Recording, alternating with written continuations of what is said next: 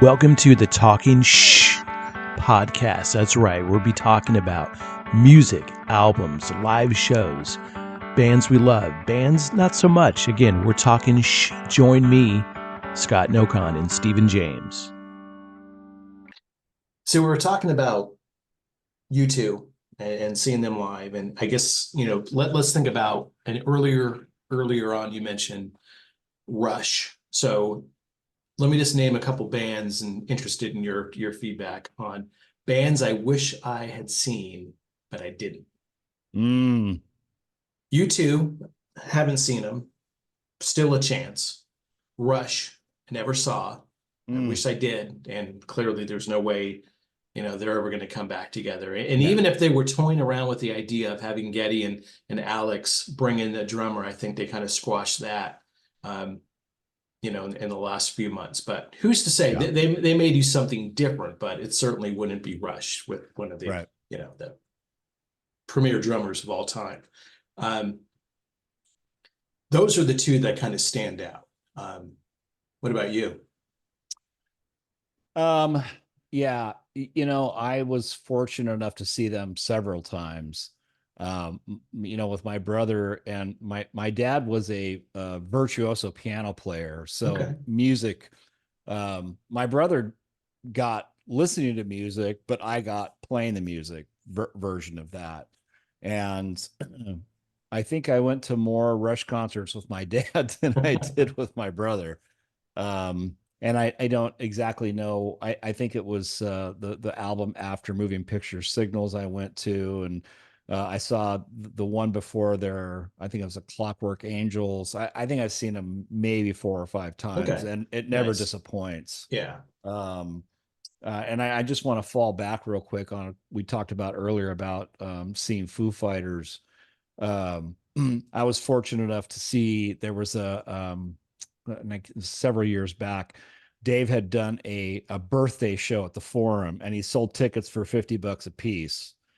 And I scored a couple of them and went, and they played for 3.5 hours. They had Paul Stanley come out, Jack Black, Perry Farrell, all kinds of different musicians come out and do different jams. And it was just phenomenal. And you're right, Dave and Taylor had this connect. But Rush was really my go-to, which led me into all these different types of music that people turned me on to over the years. And I still go back to Fast as a Shark as I think the first true heavy metal song I heard. And I also want to backtrack a little bit. We were talking about Anthrax and Charlie Benante playing with Pantera. He was just on, there's a channel on YouTube called Drumeo. Okay. And Charlie was just on it last week, and he talks about how he learned these songs from Pantera that they actually they got a hold of the old engineer and took the samples and mixed it in with that kit. And he said he learned it verbatim. Like he didn't alter anything. He wanted to play it just like Vinny played it. It's if you get a chance, it's a really good interview with him, and how he talks about his passion. Because he says, at first, people were like, oh, I don't know if I want to see that. It's not really the original members. It might be the singer and the bass player, but this and that. And he talks about that. He goes, we don't want people to come in here with an expectation. Come and check it out. See what you think. And he said it started, and he goes, now it's the biggest thing ever. And I was like, it's so cool, but he's so humbling about it, which is, and that guy's 61. Can you believe that? Wow. Yeah. Yeah. No, that's wild. Yeah. And with that, now I'm glad you went back to that one, because not too long ago, 6 weeks is probably about right when they came through Nashville, and Lamb of God opened.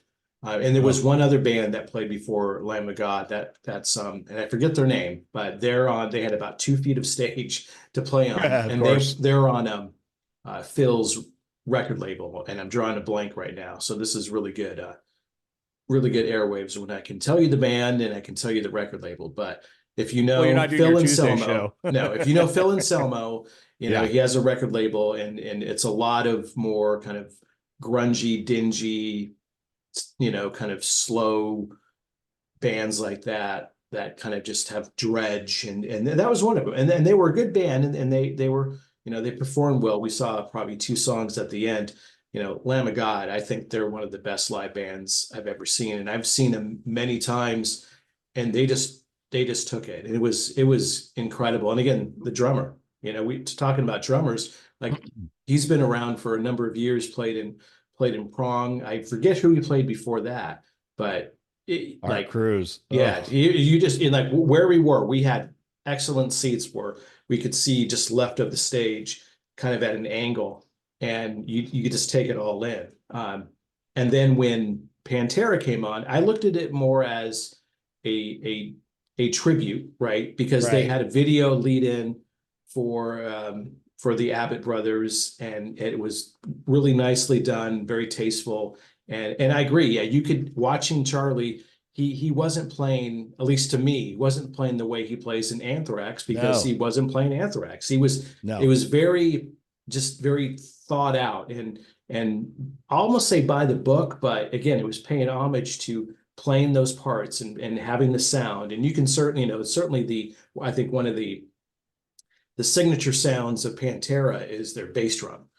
Mm-hmm. So you definitely hear that. And then Zach just, again, paying homage to Dimebag and hitting all the riffs and not overplaying anything, and playing the solos the way they were.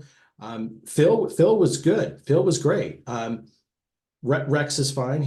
I think he weighs like 90 pounds, if that, Yeah. So it was funny to see him next to Zach Wild, because, he's looks like a linebacker. That will just break you in two. Yeah. So. He's jacked. Yeah. And a funny guy too. If you don't know if you belong to some of his socials, he's hilarious, posting all kinds of silly stuff all the time. Yeah, no, that's cool. Yeah, that kind of is the totally opposite of what you would think. But Absolutely. If you followed his career, you kind of get an idea of it. So that's pretty cool. Is there any band that you wish you would have seen and can't now? Oh yeah, AC/DC.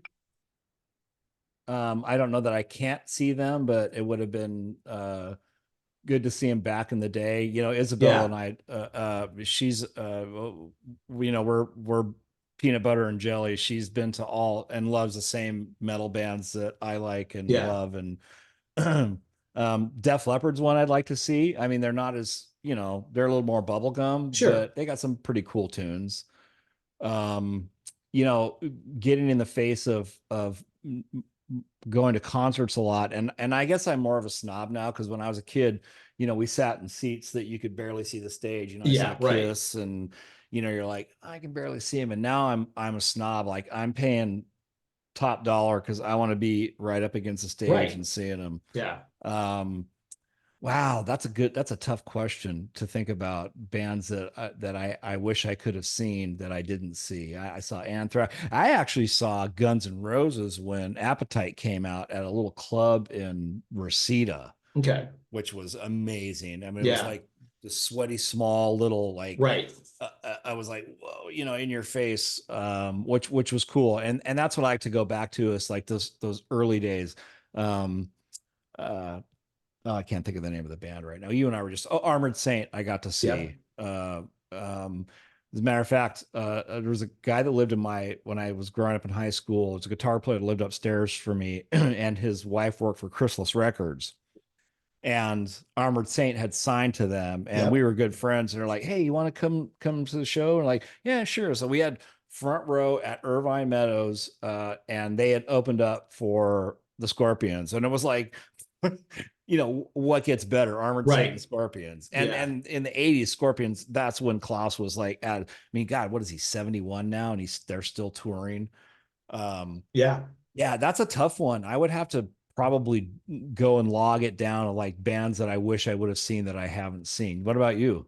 Yeah. So another one, as we're kind of going through this, Pink Floyd. I got to see Pink Floyd, by the way. See, that's awesome. And I was right there. I wasn't creative enough when I was probably 11, 12, 13. I guess I could have been, and maybe I wasn't as devious as I could have been, of just sneaking out or saying I'm going over to my buddy's house, because one of my friends, Chris, his older sister, took him to all these shows. So we were all the same age then. So, I bypassed all that, and I didn't go to my first show until we went to a club, and we saw like Dark Angel and Slayer at Radio City. We would ride our bikes up there. And this is even when, and don't do this at home, kids, but you could walk into the liquor store that was right near Radio City, which now is probably like a restaurant or, a car wash, who knows, off Ball Road. And I forget the other cross street. And you just walk in there, and you would think that you could have been an infant and bought alcohol. Like they just didn't care, and for whatever reason, we thought California Coolers was the way to go when we were like 14. So we'd get that, and we couldn't make it through much because, we were riding our bikes, but also we were little, like snot-nosed kids. But you'd go in $5 maybe for the show. And that was one of the very first Dark Angel shows I remember ever seeing. And then there's like Slayer, Metallica came through there.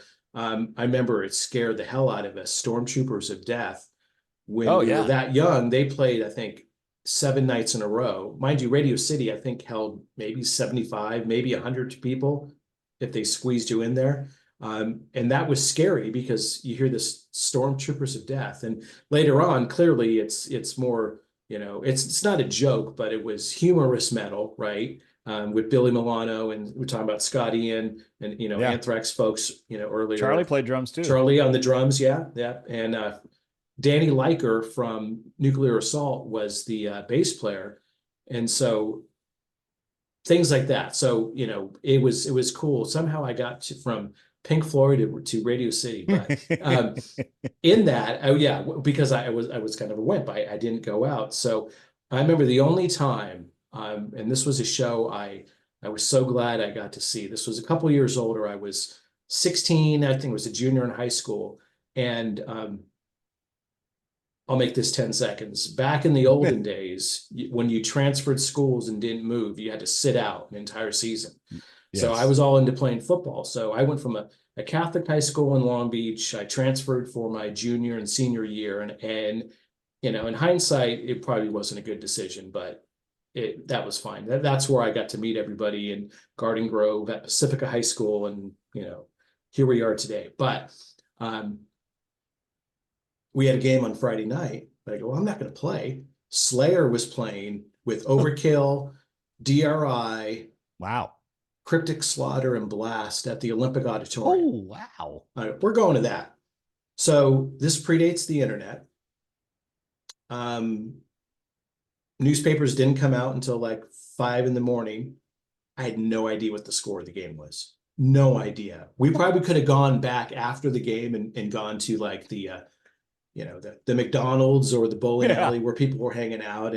But I wasn't even thinking about it. So we get back, and that was 86. So that was Rain and Blood, right? Yeah. So that was an incredible show. And I saw them a number of times on that tour. But yeah, it was pretty funny when I got back in. And I think my dad knew. He was a smart guy. How was the game? Oh, yeah, we won. Yeah. Actually, we did win. But he probably knew better. So it was one of those things where, at that point, I'd only gone to a few shows, and it wasn't until I was 14 that I went to my first official, parent-sponsored show. It was Judas Priest and Kick-Axe at Irvine Meadows. Yeah.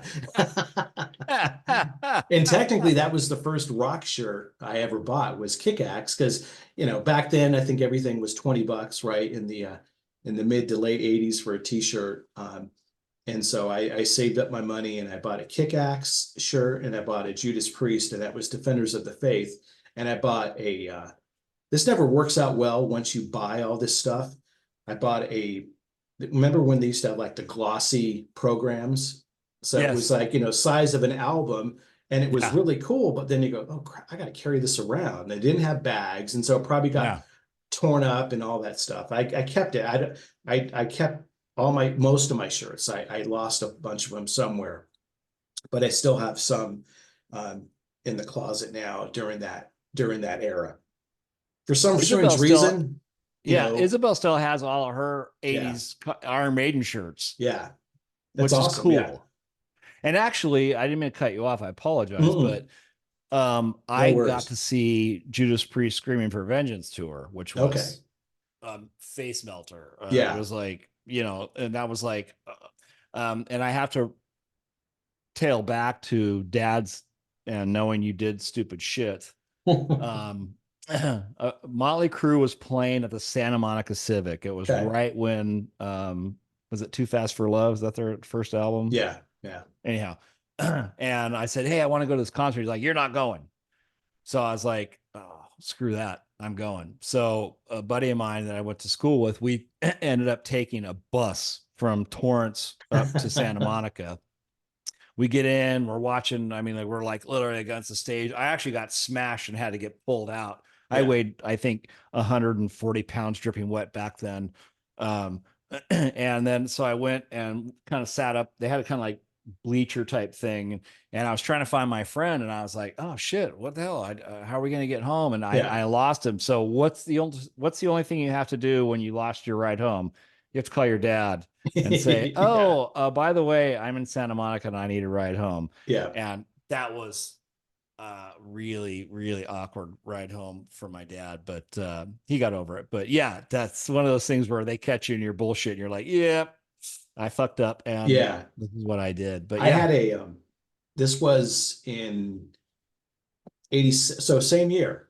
Yeah, same year. I certainly had a theme during 86, 87, 88, probably. So I went to a ton of shows, went to a lot of shows up in LA. We had, kind of think of the whole Dazed and Confused. We had the older friend yeah, that had the car, and yep. I don't know if he really had any friends his age, and so it wasn't like he was 40, but he was probably the old guy that was 22, right? But he would load us all in his. It was a truck, so again, in hindsight, probably not the smartest thing, but we all pile into this truck, and we go up to Hollywood, and you go into Gazzari's, you go into the Roxy, whiskey, whatever, and same thing. I remember many times as a 16-year-old, you just walk up and order a beer. No one, nobody cared, Yeah. and I little did I know when I was 16, just a mere 2 years later, I'd be playing at Isn't that Gazzari's. cool? Yeah, and so it's like you see bands, and we went just to hang out, but during that whole era, I remember going to Metallica, and was it 88? So this is probably 2 years later now. Yeah, because this is when they headlined and Queensryche opened for them. So that's still, we can talk about live shows, in a future episode, Stephen. So Sure. we'll have some topics we can hit on.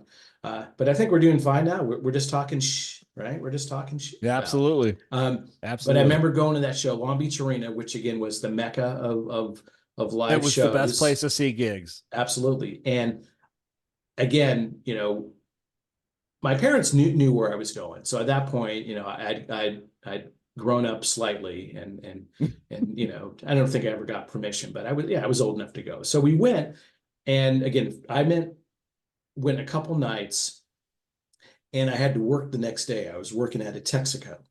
So we stay out late, again, same thing. Are we grabbing, some cocktails, or whatever? I remember before the show, we were talking to, God, this goes way back, Caton from Hyrax. That was the first time, they were just hanging out. So we were talking to him and his band.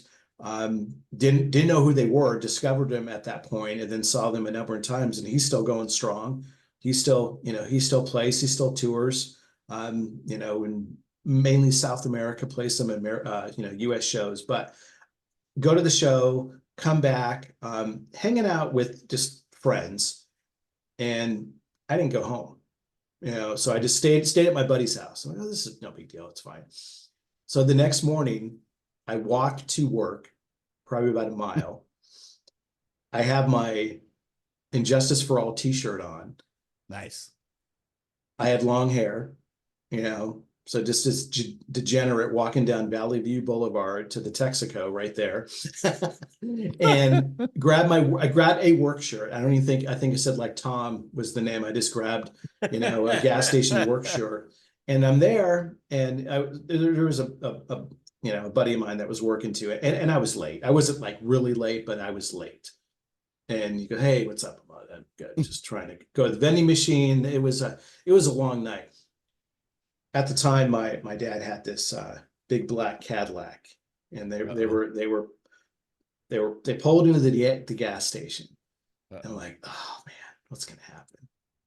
And he just rolls down the window, and he was tough like dads are, right? But it probably could have been a lot worse, and it wasn't. But I just remember at that time just going, oh man, hey. And I'm sure I didn't say, hey guys, and just, hey, how's it going?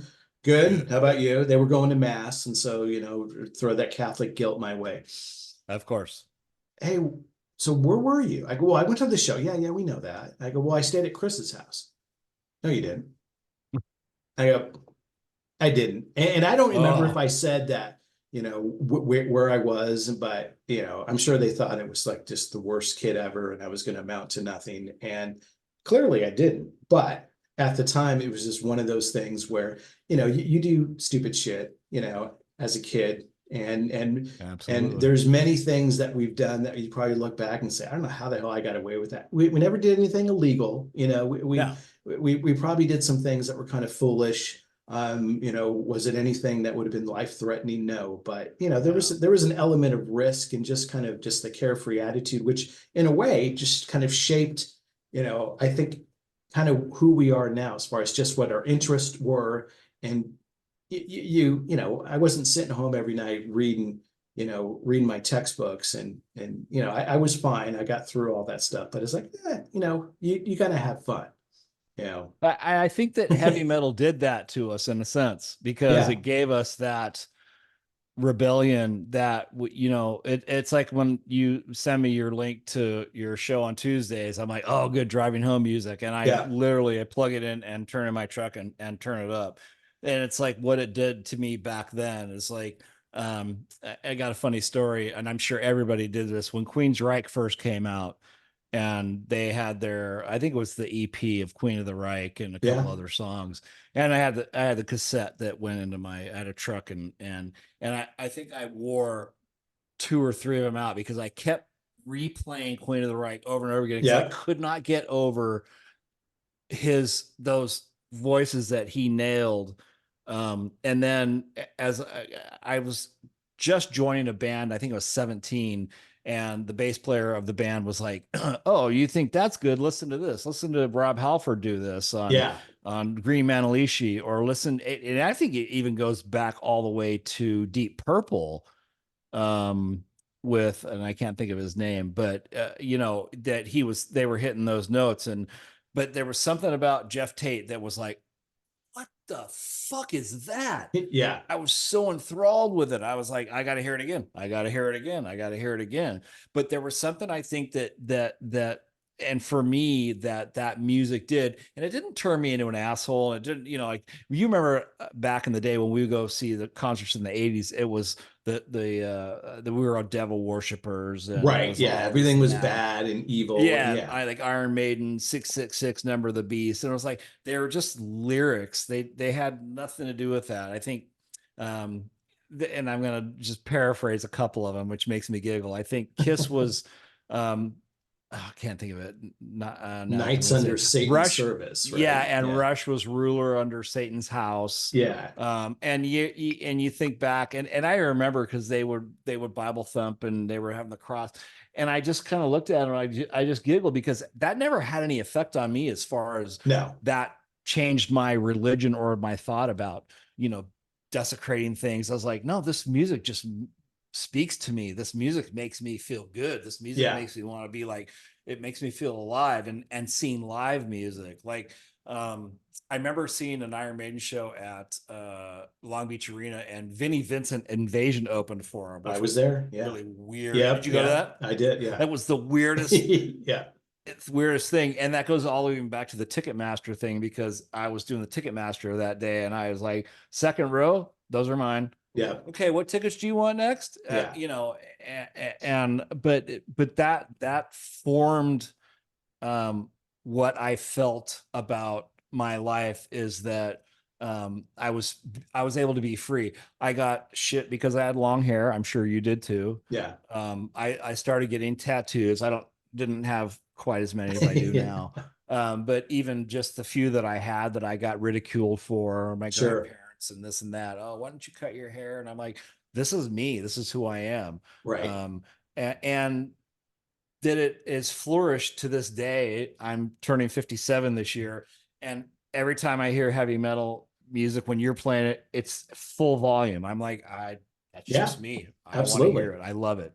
No, for sure. It's yeah, I look back and yeah, Queensryche obviously had a major impact on me, Geoff Tate, and I remember that EP, and you know, I was doing the same thing. I would rewind it and listen to it again, and really not knowing like how it was possible. And he had a instrumental impact on me as far as music and being a vocalist and following that line. And still to this day, I saw him. I missed him because I was out of town. He came through a couple weeks ago, so about a year ago, and he tours the world still. You know, he's you know, early 60s now. I think he might be 63, maybe, but he had, you know, some heart issues a couple years ago. He came back from that. He still plays, you know, close to 20 song set.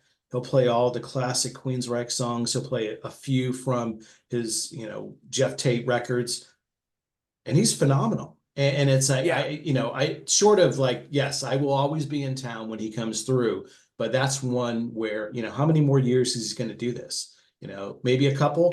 And I don't want to miss out because he's still, is he the same when he was early 20s? No. But it's like, you can do it. And those songs are so classic and that impact. And that is the joy that I have. And for him, and I've done this, and you know, there's been a few shows I've just gone by myself because it's like, you know what, I'm going to go in, I'm going to watch him, and I'm going to leave, and I'll maybe grab a drink or not, or just stand by the bar and just watch. And you know, I don't care, because it's like, to me, it's not about the whole event. It's about that kind of almost that one-on-one experience that I can have. And yeah, it goes back, and it will forever to this day have an impact on me as far as what my interest is. As much as the heavy stuff I listen to, you know, my top vocalists are Geoff Tate, Jeff Scott Soto, and John Bush. Oh, and they have been, and they're locked, and they won't change. And just while it's the, you know, Todd, you know, De La Torre, right? He's a fantastic singer for the new version of Queensryche. They just played last night or the night before, House of Blues Anaheim, Queensryche doing the EP and the first record, The Warning, with Armored Saint opening. And no kidding. Yeah. So it's like, wow. I'll tell you what, the singer for Armored Saint still has not lost any of it. No. I know that, you know, when Jeff, they've tuned down now. A lot of bands tuned down. One of the things I noticed that hasn't, Judas Priest, I know Rob's losing it. He's not as good as he was, but that he still gets out there and rips it. And that new song is just like, what the hell? Oh yeah. I keep hitting this microphone. Sorry. But like you, which is, I think, why we have a lot of in common is that although I'm a drummer, Geoff Tate and Queensryche back in that day when that song came out was like, I'm in. Where else do I need to go now? Because it guided me through, okay, I need to find this and I need to find that. And like, I wanted to even sing like him. I think I might have even tried. Maybe I sounded like shit, but hey, you tried it. You know, you're a vocalist. You know it and did it and nailed it. And I'm like I said, I'm a drummer. I can sing harmonies. I can sing backup. But when I heard that, I was like, what the fuck is this? This is the coolest thing I've ever heard. And like, even Isabel and I was playing it for Isabel the other night. There's a live, I think they have a live in Japan back in 86, where they do a handful of their songs, and you're just like, live, it's even the dynamics are even gnarlier, because he's, you know, I think there's a lot of controversy now about bands that are lip syncing or vocal tracks. I'm hearing a lot of shit about Motley Crue, Kiss for sure, because I know Paul Stanley can't sing his way out of a paper bag. He used to be able to really good singer. And so who's faking it? Who's doing it real? Yeah. Geoff Tate to this day, still doing it. He's doing That's it real. amazing. Absolutely. Yeah. That's amazing. Yeah. Yeah. And so again, that's someone that I like look out and see. And actually, oh wait, did we already miss it? I think it's this weekend. I kind of joke, not entirely joking. I said to my wife Melissa, I'm all, he's playing because the way his tour routed, he came through Nashville a couple weeks ago, but now he's in Chattanooga. I think this weekend. I got to double check. I've been thinking it's Friday all day, but it's only Thursday. So It's I'll my check Friday. and go. Yeah, I know that's phenomenal. So I need to look at that. I go that's about a 2.5 hour drive each way.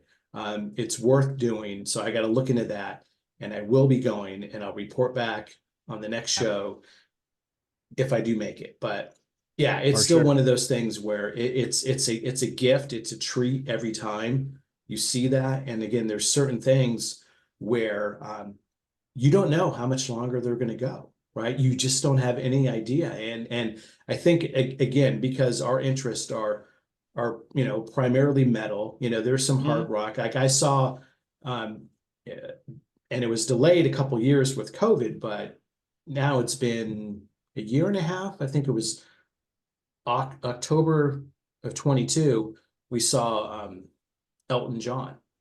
That's amazing. One of the best shows I've ever seen in my life. And it just, that was my U2 is yeah. you've seen Elton John. Yeah. It's like, wow. And there was a song, and you know the classic songs, right?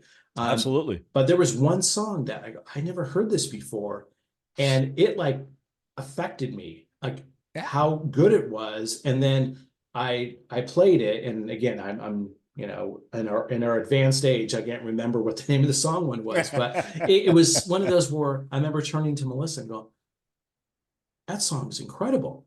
And she had heard, she goes, yeah. And it's like a fan on the periphery from another good band. Just speaking of, they're coming up in May, so I'm going to see them. So I will not miss that. But it's like, wow. So that was even a treat of someone that has been doing it 50 years, and that was still a surprise. That song, right? That song came in. I was like, I don't even know this song. I know all these others, and they just dialed in. That was it was a stadium. It was at the football stadium downtown, and that was still one of the loudest shows I've ever been to. Perfect sound, perfect mix. Of course, it's like there's nothing less than perfection on an artist like that, and that was just such a treat. Yeah. I just thought of of somebody who I'd like to see that I haven't seen, and this is just goes back to the 70s because my parents were hippies. Yeah. Fleetwood Mac, Elton John. I would love to see Billy Joel before he hangs the hook. Yeah, that would be because he's just those songs just suck you in. And speaking of Fleetwood Mac, I did get to see Fleetwood Mac after they reunited again, which was another phenomenal experience. And when you talk about songs that affect you, there's the song U2, With or Without You, is such a grindy song because it's about being there and not being there. Yeah. And it hits a lot of home for my past, where you're like, music grabs you and life grabs you. And more importantly for me back then was music. I recorded, we had a record coming out. I've been in studios. I did this, I did that. It did ever come to fruition. If it did, you and I wouldn't be sitting here having this conversation. We'd been on tour making money and doing whatever. And I'm certain at some point in the amount of bands that you and I circled, I know we had to have met at some point. Yeah. So for sure. Yeah. Yeah. It's just wild, where again, you just kind of take through and we're going to, end on this just by saying, this is talking shit. Absolutely. I'll say it. Yeah. We're going to be out on YouTube, on Spotify, wherever podcasts can be heard. We're going to be, maybe we'll pull in a guest or two every once in a while. We'll have different topics. Sure, we're going to be talking music, current events, our interest, our likes, our dislikes. again, sure. it's going to be, just talking as much as we can. And, I'm glad we got this going. It kind of came together I am quick, too. kind of came together quick, but, you know what? It's all a matter of if it was meant to be, it was going to come together. So here we are in this fateful evening. And again, if you're listening to this, you can catch us on Instagram at Talking Show, and probably have something on Facebook, but we'll see. Definitely on YouTube, you want to be able to subscribe and like it, and tell your friends or not. But if you enjoy it, leave a comment. And if you don't, leave a comment.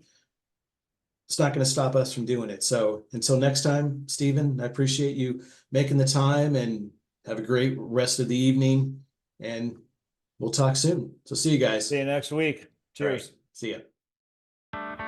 Thanks again for tuning in to the show. We'll be back every week with a brand new episode. Make sure you check us out on Instagram at Talking Show, and also listen on Spotify or wherever you can stream a podcast. See ya.